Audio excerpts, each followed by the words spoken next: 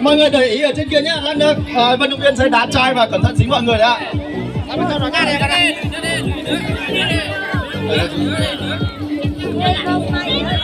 Các vận động viên đã chuẩn bị được chưa ạ?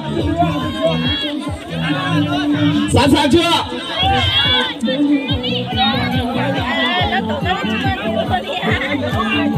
Ban trọng tài đã sẵn sàng chưa? Đã chuẩn bị được chưa? Thôi đi ạ.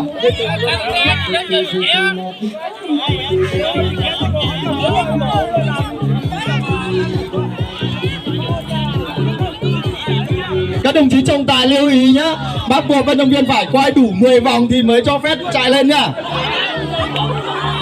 Chuẩn bị được chưa? Sẵn sàng nhá. 1, 2, chạy. 2, 3, 4, 5, 6. Quá nhanh. Đội 1 đã. Ok.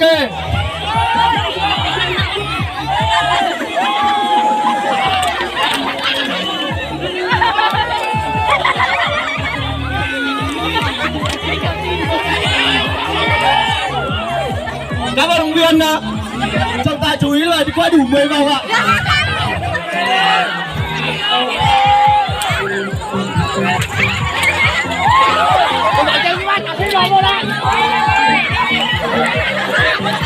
Nhớ là đủ 10 vòng mới cho chạy ạ.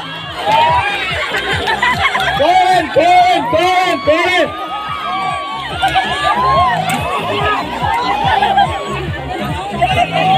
Cố lên, cố lên, cố lên.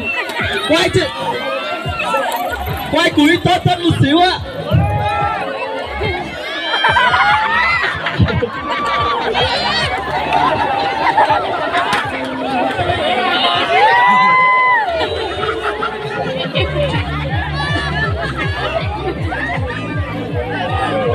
Đúng rồi, đúng rồi, đúng rồi.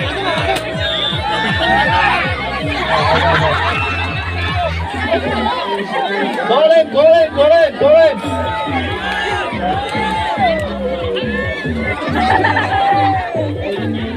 Cố lên, cố lên, cố lên. Tiếp tục đi ạ, các đội còn lại tiếp tục đi ạ. Thấp xuống đi.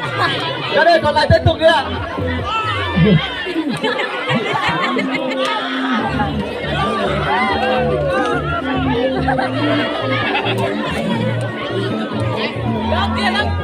Vâng, như vậy là kết thúc.